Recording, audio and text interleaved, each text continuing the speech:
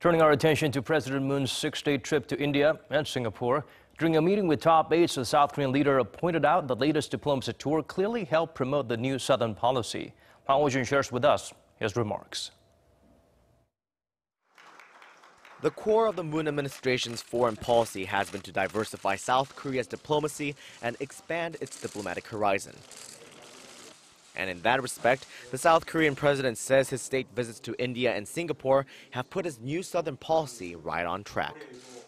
신남방정책의 양대 축은 인도와 아세안이고 싱가포르는 금년도 아세안 의장국입니다. 이번에 인도 아세안과의 관계를 미일 중러 주변 4개국 수준으로 발전시킬 튼튼한 토대를 다졌습니다.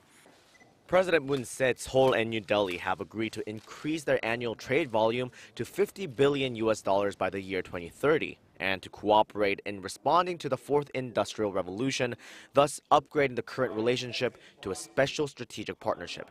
He also noted his plan to integrate his new Southern policy with India's Act East policy, that is, India's efforts to prioritize relations with its East Asian neighbors in order to co-create people-centered peace and mutual prosperity. Regarding his visit to Singapore, President Moon said he laid the foundation for South Korea's more active participation in the construction of transportation and infrastructure in Singapore. He also said the two countries have decided to create new growth engines in the future by working together in areas including smart cities, fintech, and the bio and medical fields. The South Korean president also said India and Singapore have both agreed to help resolve the North Korean nuclear issue and help the regime become a part of the international community.